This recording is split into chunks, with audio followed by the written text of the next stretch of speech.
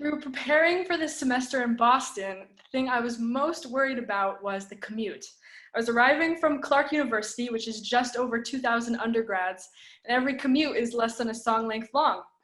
For instance, I could press play on, let's say, Rihanna's Umbrella as I lived the dorms and make it to the cafeteria before Jay-Z's verse.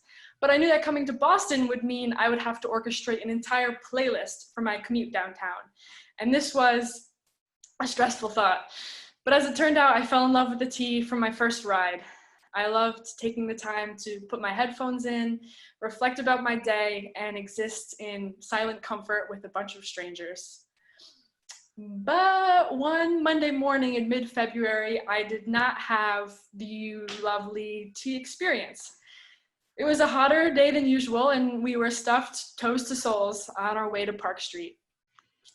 As the car became more stuffed with people, I became hotter and my hands were shaking and my face was paler than usual. Things took a turn for the worse as we paused in a tunnel and the conductor announced we would be moving again shortly. Finally, we approached Heinz Convention Center. I elbowed my way through the crowds, the doors opened, and I made it 1 foot out onto that yellow bumpy line before last night's dinner was on the platform. I slowly made my way to the back wall and, well, continued to throw up. And as I did my thing, I saw a pair of blue Converse walk up next to me. As I finished throwing up, I looked up and she handed me a pack of tissues and said the following words: "It's happened to the best of us." I explained that the tea was just way too hot, and she replied, "Do you need me to take you somewhere?" Remembering that it's 8:30 a.m. on a Monday, so I opted to sit on a nearby bench and wait for a less crowded train. And as I sat down, my first thought was, I need to be nicer.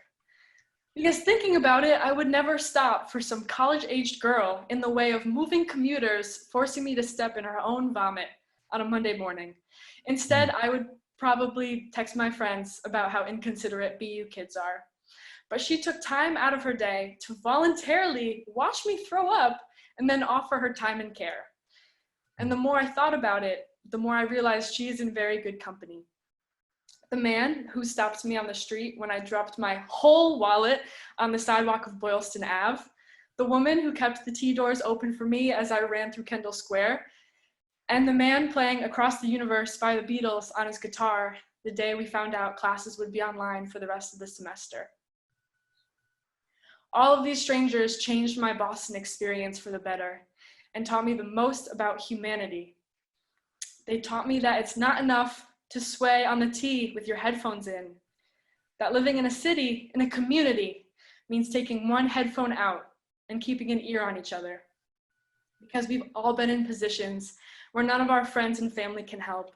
And it's only people that like Blue Converse Girl that are around. And we all have the power to be more like Blue Converse Girl. I thought that Boston might harden me around the edges, make me want to yell at moving cars as I cross streets. But instead it taught me that we all need each other, especially now. And as Rihanna says, now that it's raining more than ever, know that we'll still have each other. You can stand under my umbrella. Thank you.